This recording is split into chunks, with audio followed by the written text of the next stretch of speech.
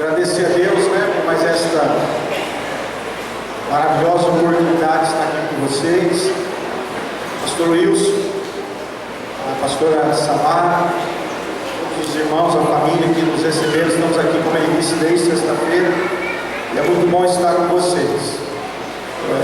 Dessa vez eu vim com a minha esposa, a pastora Tatiane, ela está lá atendendo, meu filhinho está aqui, minha filha Liliane, que é um milagre de Deus para a nossa vida, um presente de Deus, e a Gabi, que é filha da Liliane, para a glória de Deus. Liliane, uma moça que tem um testemunho muito lindo, de uma transformação de vida em relação à sua identidade sexual. Uma menina que veio de uma disfunção familiar, e Deus nos deu o privilégio de conhecê-la, de tratar da vida dela, e Deus nos deu ela como um presente, como uma filha, e ela tem andado conosco aí, tem sido bênção, Ela tem, por onde nós temos passado, ela tem testemunhado, e a gente traz ela um dia aqui para contar o testemunho dela para vocês, que é muito longo, e hoje é um dia de festa, e eu não quero me estender muito, mas quero deixar uma palavra do coração de Deus para a sua vida. Abra sua Bíblia em 2 Coríntios, capítulo 10. 2 Coríntios 10.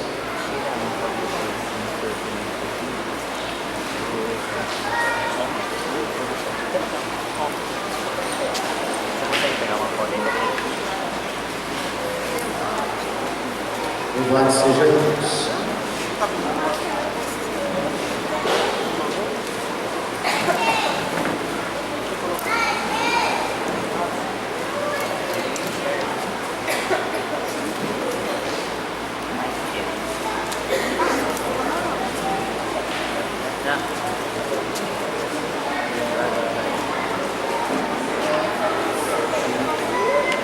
Segundo Coríntios 10, versículos 4 e 5 diz assim: as armas da nossa milícia não são carnais, mas sim poderosas em Deus para a destruição das fortalezas.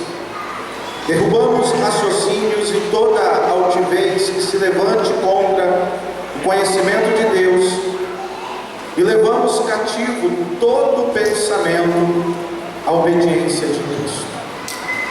Queria pedir para você fechar os seus olhos, levar o seu pensamento a Deus. Vamos fazer uma oração. Peça para Deus falar com você hoje. Peça para o Espírito Santo falar com você. Eu quero ser apenas um facilitador daquilo que Deus tem para a sua vida.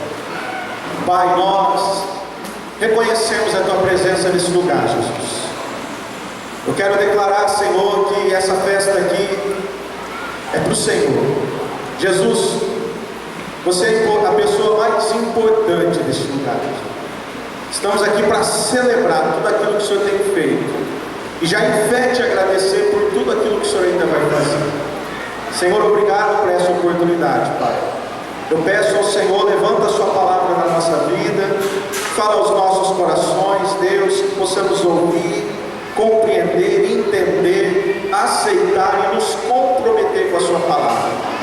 Fala conosco, Pai, em nome de Jesus, para a glória do seu reino, assim seja. Amém. Amém. Glória a Deus.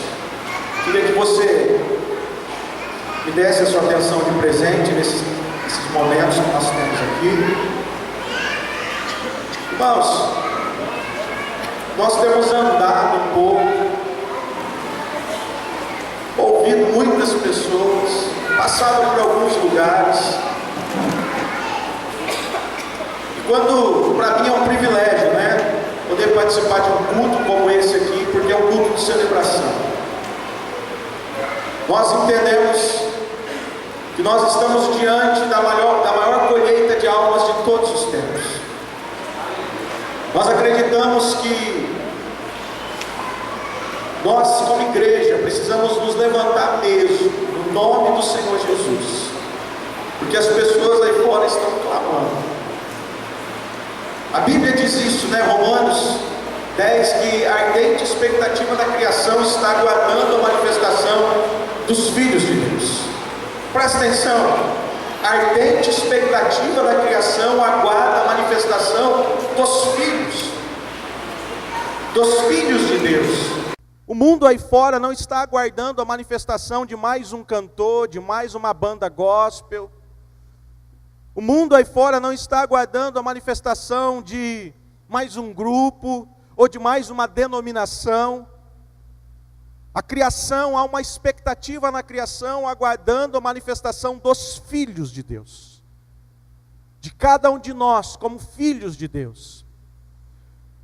Irmãos, e quando nós vamos fazer um mapeamento da nossa sociedade hoje, eu gosto muito dessa palavra de Paulo aqui em Coríntios, porque ele fala algo que chama a nossa atenção.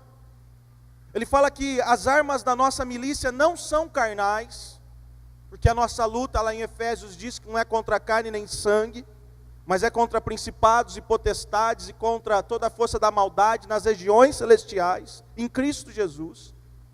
E Paulo diz aqui que as armas da nossa milícia não são carnais, mas elas são poderosas em Deus para a destruição de fortalezas. Guarda essa palavra, fortalezas espirituais. Porque a maior luta, ou as maiores lutas que você está enfrentando, elas estão acontecendo bem aqui na sua mente. A mente é o maior campo de batalha espiritual que existe. A mente é o principal órgão sexual que existe. As nossas maiores lutas, as suas maiores lutas não estão sendo travadas fora de você, elas estão sendo travadas dentro de você. E Paulo chama atenção para essa questão de fortalezas espirituais. O que são fortalezas espirituais? Fortalezas espirituais são casas de pensamentos, de sentimentos. Fortalezas espirituais têm a ver com crenças, valores, visões, e muitas vezes erradas, equivocadas, ideologias erradas. E Paulo fala que as armas da nossa milícia, as armas da cruz, elas são poderosas para a destruição de fortalezas.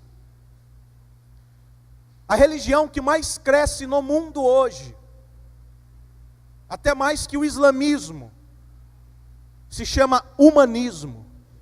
Infelizmente, o humanismo hoje tem cada vez mais feito adeptos na nossa sociedade.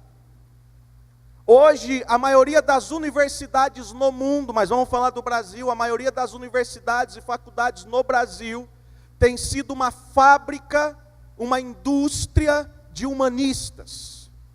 A maioria dos nossos jovens hoje estão se dobrando para a ideologia do humanismo, aonde o absoluto deixou de ser absoluto e tudo passou a ser relativo, aonde tudo pode, aonde o homem é um Deus. A sociedade que nós vivemos hoje, cada vez mais, nós vemos o humanismo crescendo. Cada vez mais Deus tem sido tirado do centro.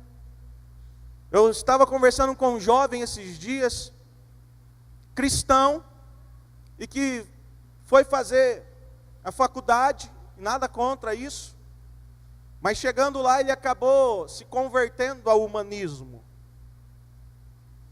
E eu disse para ele, olha, precisa-se de mais fé para acreditar na teoria do evolucionismo do que na teoria do criacionismo. Desculpa.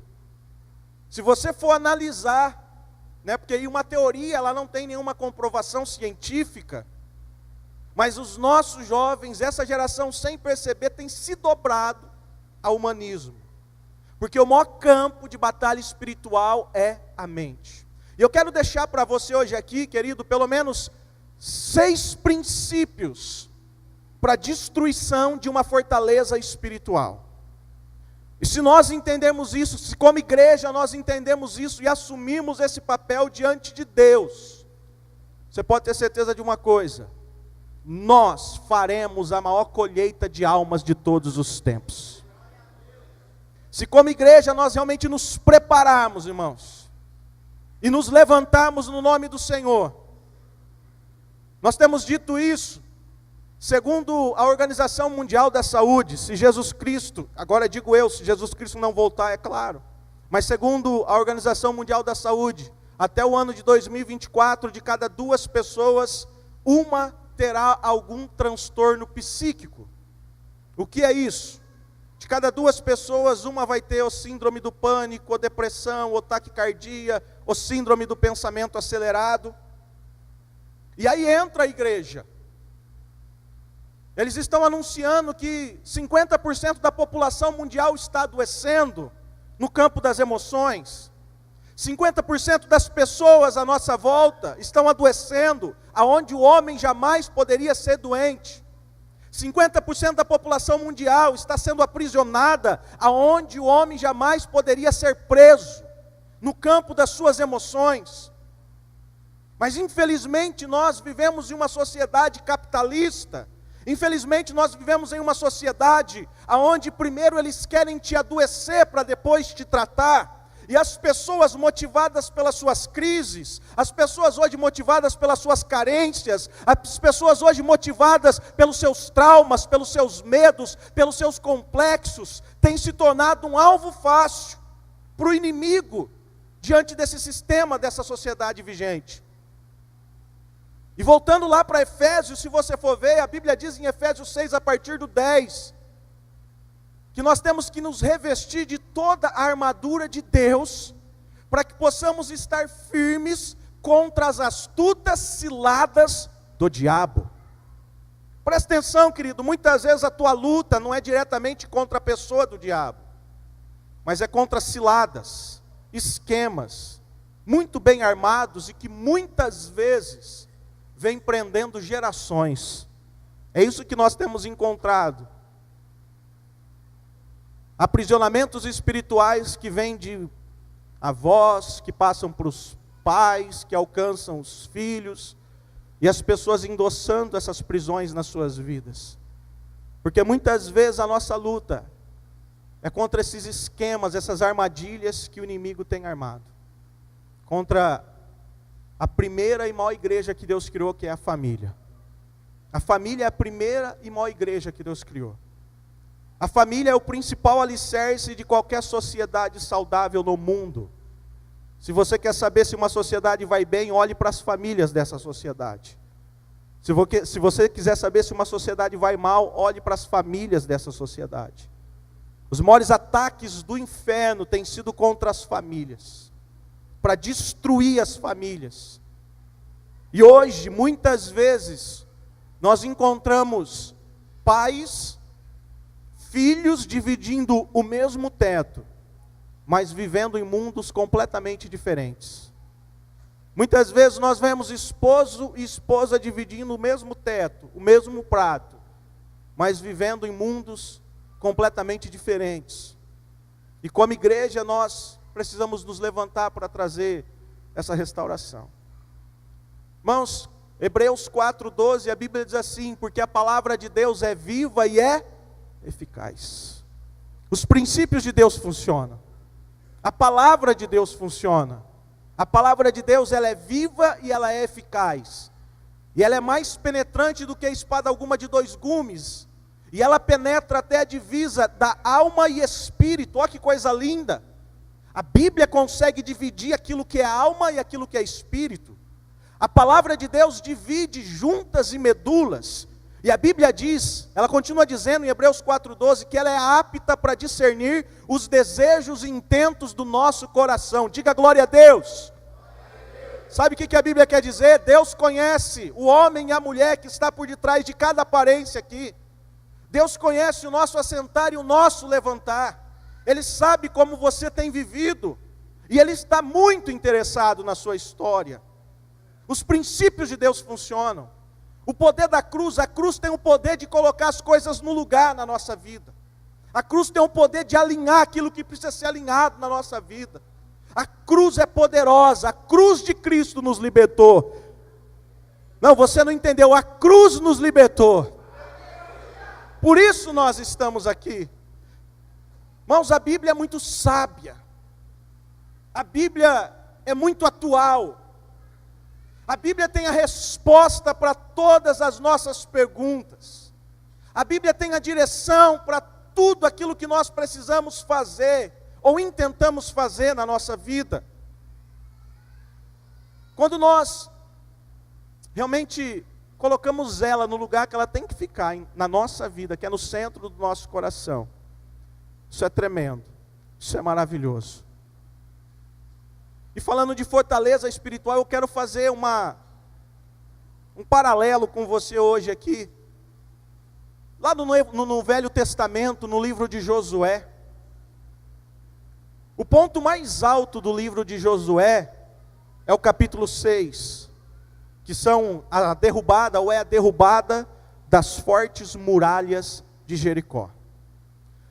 E quando nós vamos estudar sobre libertação, nós estudamos e entendemos que essa analogia da conquista de Canaã, que Canaã ela não está fora de nós, ela está dentro de nós.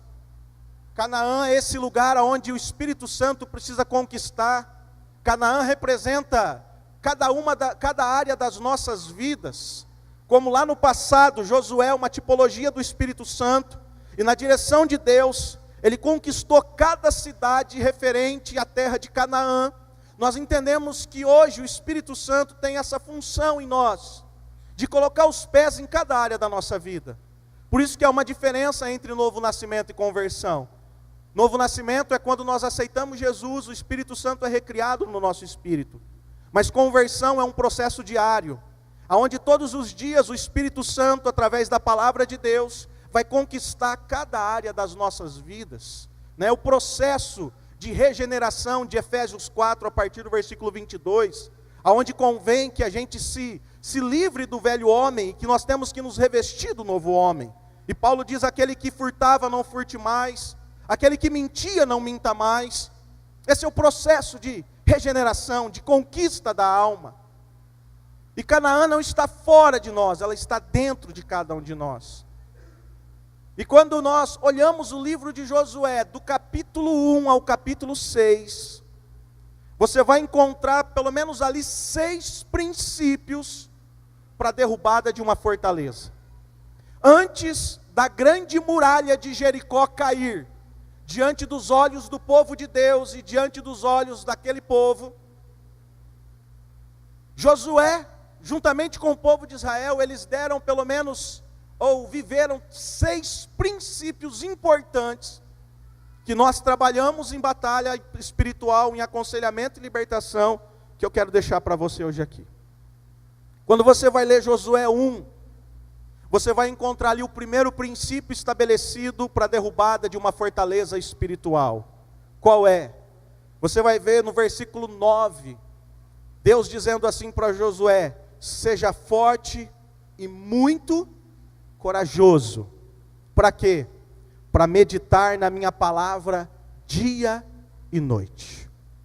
Deus diz isso para Josué: seja forte e corajoso, medita na minha palavra dia e noite, para que você tenha o cuidado de fazer tudo quanto nela está escrito, porque se você fizer isso, você vai ser um homem prudente, e tudo o que você fizer prosperará. Irmãos, Josué estava diante do desafio de entrar na terra de Canaã, e de derrubar aquelas muralhas, e de lutar com os gigantes que estavam naquela cidade.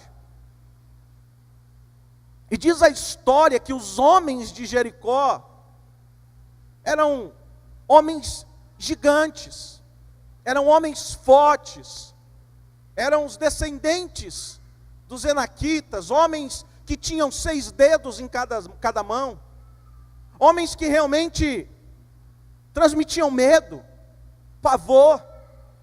Mas olha só, Deus manda Josué ser forte e corajoso, não para lutar contra os seus inimigos. Deus não diz para Josué: seja forte e corajoso, para você treinar muito, para você se tornar um homem habilidoso para desembainhar uma espada, para que você se torne um homem habilidoso para lançar uma lança. Não, Deus diz para ele: seja forte e corajoso para meditar na minha palavra dia e noite. Se você quiser ter vitória nesse campo de batalha espiritual chamada mente. Se você quiser realmente ver fortalezas espirituais caindo da sua mente, lembrando que fortalezas espirituais são muitas vezes casas de pensamentos, sentimentos que dominam sua mente. Fortaleza espiritual tem muito a ver com um sentimento impregnado pela desesperança, que leva a pessoa a aceitar como irreversível uma situação que ela sabe que é contrária à vontade de Deus. Uma situação que a pessoa sabe que Deus não está aprovando aquilo, que Deus não está avalizando aquilo, mas ela diz: é impossível eu vencer, é impossível eu vencer essa área de tentação, é impossível eu vencer essa área de pecado, é impossível eu vencer essa área de restauração, é impossível eu ver a restauração diante de uma situação de tragédia como essa. Isso é uma fortaleza espiritual. Valores e crenças que são como âncoras, que acabam prendendo a vida de uma pessoa, impedindo-a realmente, essa pessoa, de caminhar diante daquilo que é o propósito de Deus. Então, o primeiro princípio para a derrubada de uma fortaleza espiritual: uma vida devocional, de oração e de leitura, de estudo da palavra de Deus.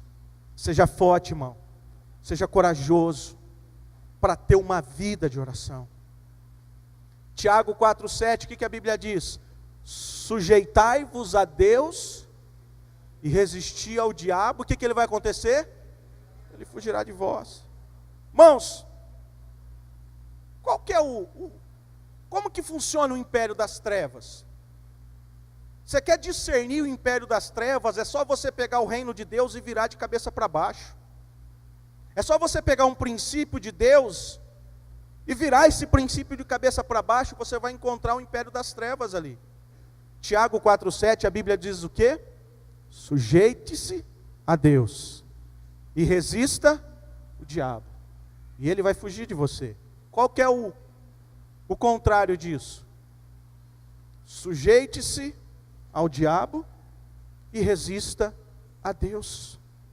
Irmãos, e sim, honestamente falando, o que é pessoas que têm se sujeitado às vontades do diabo e têm resistido à vontade de Deus na sua vida, porque essa pessoa muitas vezes é dominada por essa fortaleza espiritual, esse campo dormente na mente, que ela se dá por vencida em áreas que ela sabe que Deus não a está aprovando.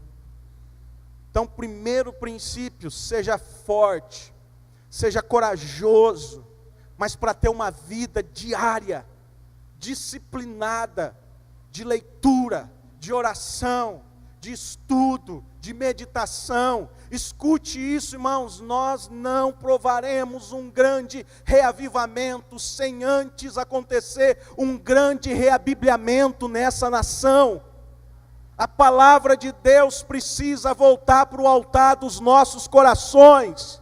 A palavra de Deus precisa ser o centro da nossa vida.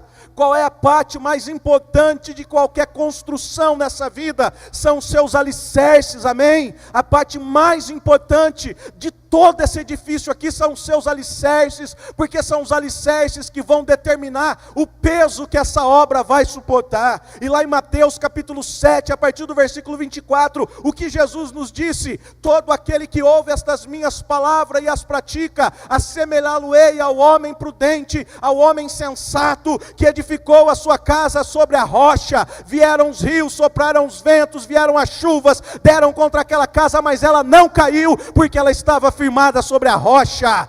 E ele continua dizendo: todo aquele, pois, que ouve as minhas palavras e não as pratica, assemelhá-lo-ei ao homem insensato, que construiu a sua casa sobre areia. Vieram os rios, sopraram os ventos, vieram as chuvas, deram contra aquela casa, e ela caiu, e foi grande a sua queda. Escute, o problema não é o vento, o problema não é a chuva, o problema não é o vendaval. Isso significa provas, tribulações, dificuldades. O problema não é isso. O problema é o alicerce. Sobre qual alicerce você está edificando a sua vida espiritual? Sobre qual alicerce você está edificando o seu casamento? Sobre qual alicerce você está edificando a sua casa? Aí é que vai determinar a sua vitória ou a sua derrota. alicerce, irmãos. Esse é o ponto. Eu estava conversando com uma pessoa, aconselhando uma pessoa esses dias, e eu disse, chegou num ponto do aconselhamento que eu disse para ela assim, olha, o grande interesse de Deus, muito mais do que resolver esse problema, é mudar o seu coração, é mudar você. Porque, irmão, sinceramente, quer ver uma coisa? Quem aqui, desde quando você se conhece por gente, você enfrenta problemas? Levanta a mão, deixa eu ver.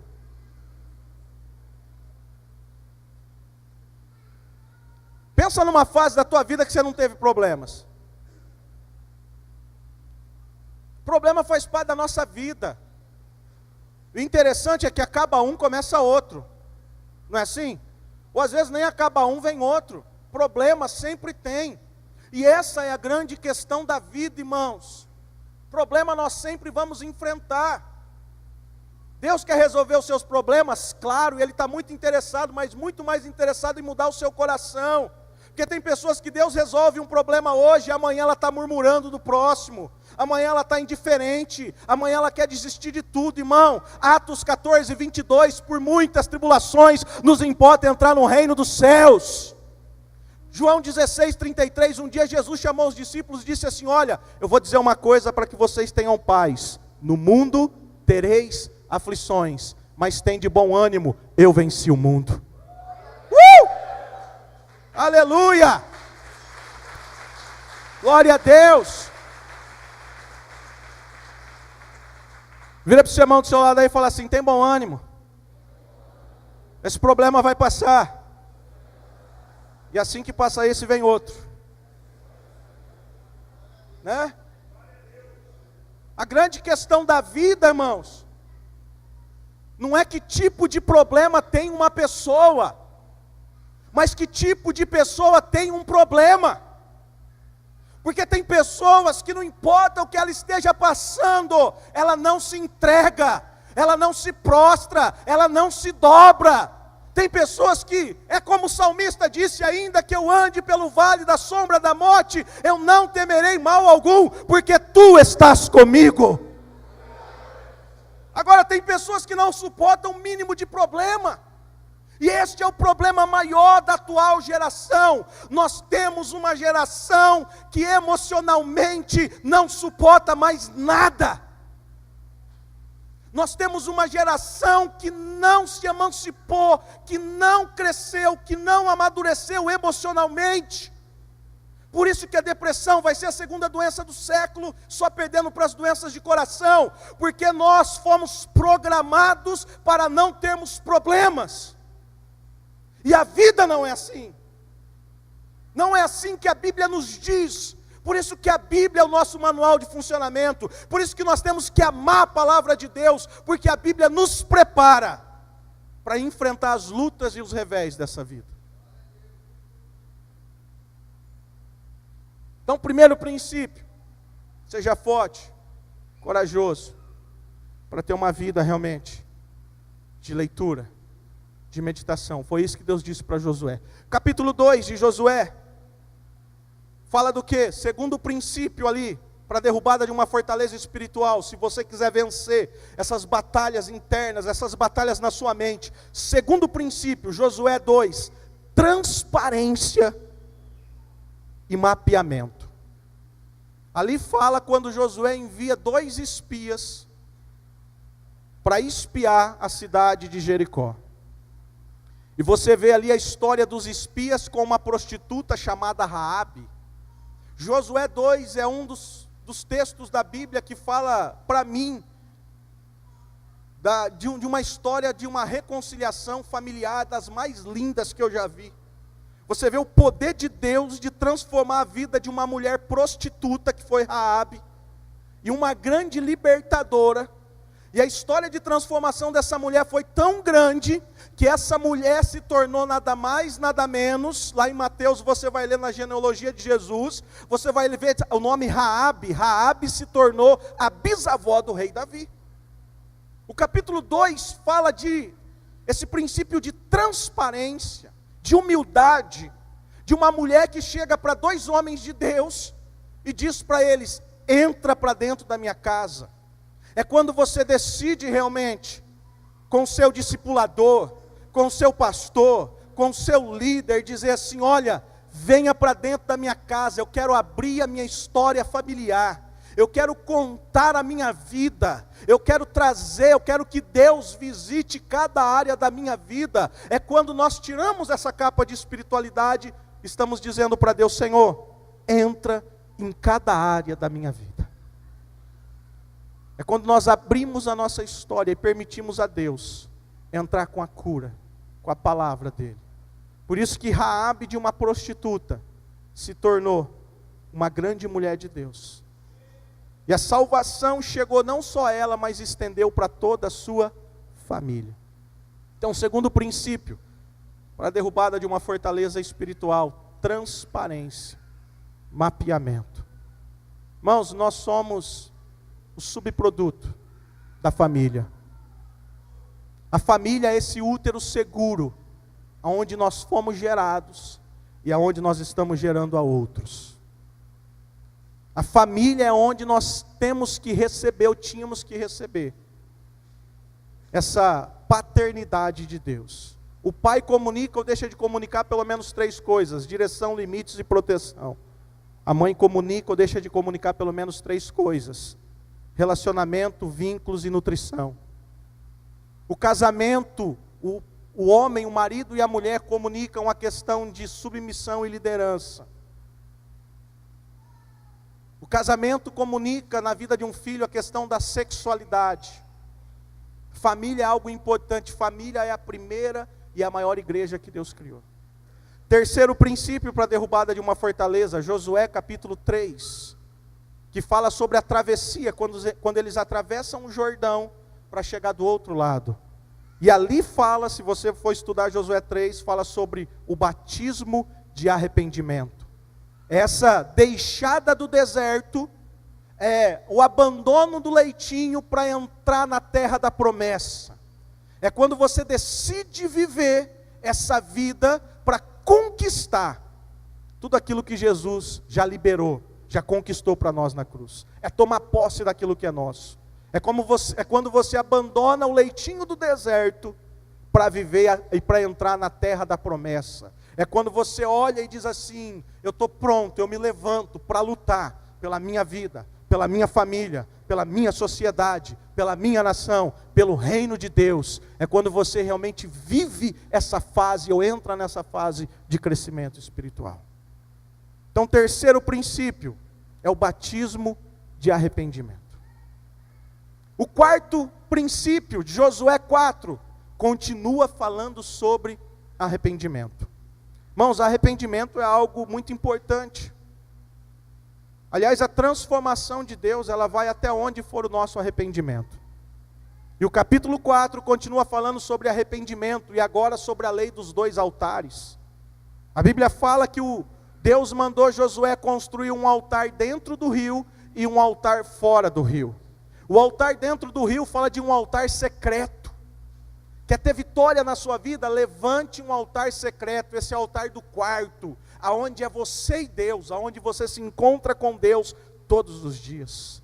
Essa vida de oração, essa vida de consagração, é esse altar que só você e Deus sabe, que só você e Deus se encontram, que todos os dias você levanta lá no seu quarto.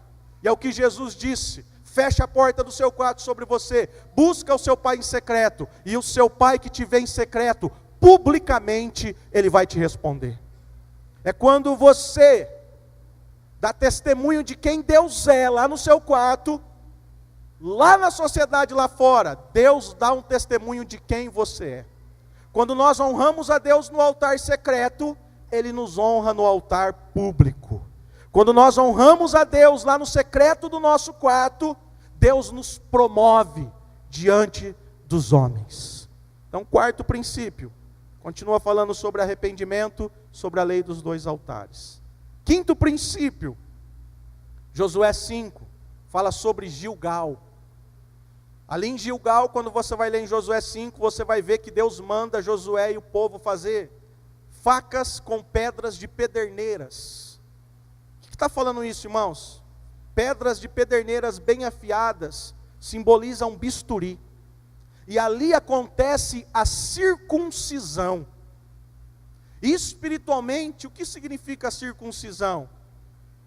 Espiritualmente, a circuncisão significa quando nós permitimos que Deus corte da nossa vida todo o excesso de carnalidade. Todo o excesso de carnalidade que nos impede de caminhar para uma vida de intimidade com Deus. Em Josué 5 ali, quando Josué fez a circuncisão no povo, a circuncisão nos nossos dias, humanamente falando, é a operação de fimose. E a operação de fimose, por que ela existe? Para cortar aquele excesso de carne. E esse excesso de carne, se não for cortado, atrapalha a intimidade.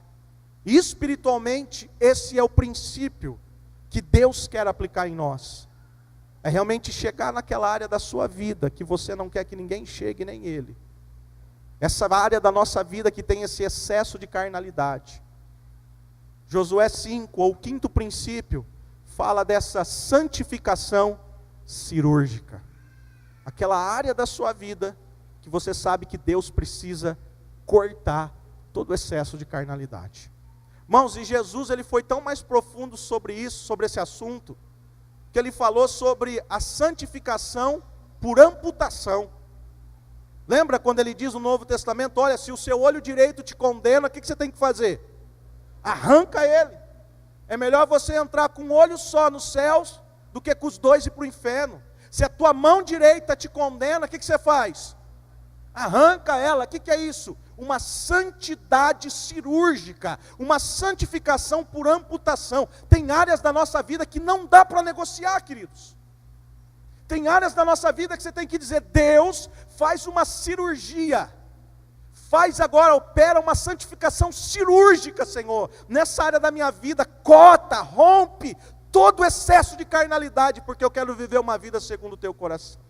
E para terminar, o sexto princípio, para a derrubada de uma fortaleza, Josué 6, qual é? Obediência e estratégia. Vira para o seu irmão e fala assim para ele, obediência, estratégia. Deus espera isso de nós. Foi isso a estratégia de Deus para o povo, das as voltas em volta da muralha. E no sétimo dia ela caiu. Irmãos, eu quero terminar dizendo um testemunho para vocês aqui sobre obediência e estratégia. Eu sou de Catanduva, eu trabalho na Câmara Municipal da nossa cidade. Terça-feira agora nós tivemos a aprovação e uma grande conquista na nossa cidade de um projeto de lei que trata a respeito da proteção das crianças. Chama Infância Sem Pornografia. Pastor Wilson, a igreja da cidade aqui, já está em andamento esse projeto também, que eu fiquei sabendo. Irmãos, como nasceu isso? Da união da igreja, quando a igreja se levantou. Mas escute, nós não temos noção do que está acontecendo com as nossas crianças. Eu não sei se tem algum professor, algum educador aqui nessa noite, mas a situação das nossas crianças, as crianças no Brasil estão sendo entregues e sacrificadas a Moloque. E Deus nos chama como igreja para lutar as suas batalhas. E eu estava em Curitiba, dia 13 de outubro, e eu fiquei sabendo na nossa cidade de um projeto de lei que tinha sido aprovado, que estava favorecendo a imoralidade, a legitimização da imoralidade na cidade, e o alcance e a destruição das nossas crianças. Eu falei, Deus, como igreja nós precisamos fazer alguma coisa. E quando eu cheguei, irmãos, eu liguei para o Dr. Guilherme Shelby, que é um irmão cristão, que ele é procurador jurídico da República em Brasília, um homem que trabalhou muito tempo na área da infância e da família. Ele tem um site que chama Infância e Família. Eu disse, doutor, o que a gente pode fazer? Ele falou, olha, procura os líderes da cidade, eu vou te mandar, no meu site tem um projeto, imprime o projeto de lei, reúne, mobiliza, leva para o prefeito. E assim eu fiz, liguei para alguns pastores, liguei para o bispo da cidade, fizemos uma reunião, apresentei o projeto, marcamos com o prefeito, apresentamos o projeto para o prefeito aprovou, mandou para a Câmara, Irmãos, quando ele mandou para a Câmara Municipal, quando leu na Câmara o projeto de lei, o inferno se levantou. Os ativistas da cidade se levantaram, começaram a ameaçar vereadores, começaram a ir na Câmara todo dia. Aí ainda o doutor Guilherme nos orientou dizendo, olha, tomem cuidado porque eles vão se levantar e vão fazer bagunça. E nós começamos a orar a Deus, e a estratégia que Deus nos deu foi a seguinte: a sessão da Câmara começa às 5h30.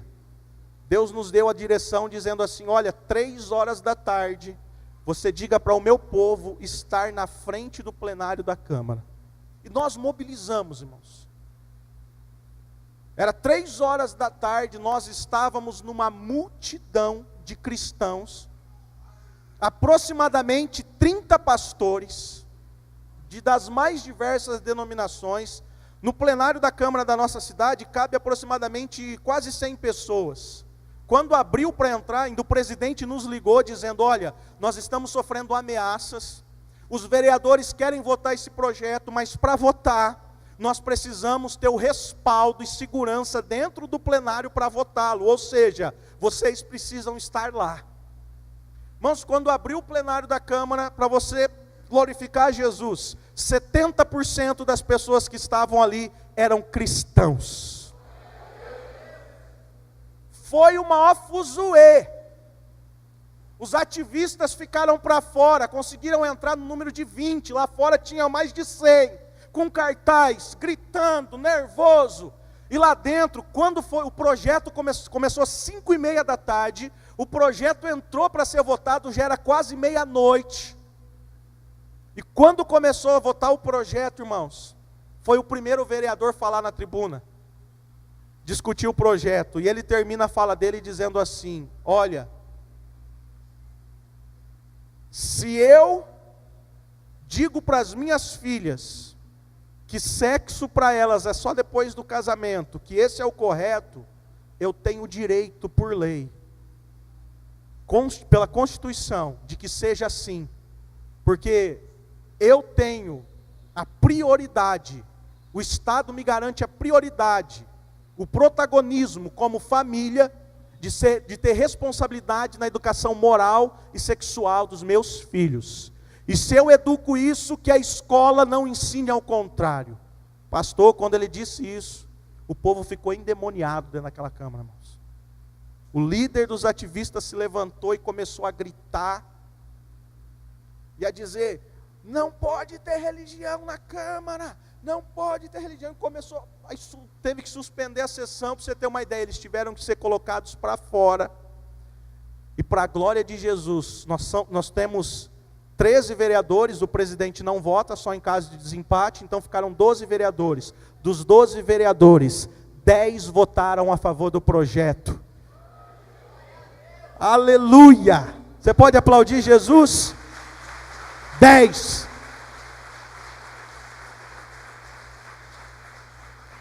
E a partir do ano de 2018, Catanduva, toda atividade extracurricular, ela vai ter que passar pela autorização dos pais. Professor, se é professor de matemática, tem que entrar na sala para dar aula de matemática. Porque nós vivemos esse princípio, obediência e estratégia. Amém? Viva esses 5 princípios na sua vida. Você vai ver fortalezas caindo. Fecha os seus olhos. Deixa eu fazer uma oração por você em nome de Jesus.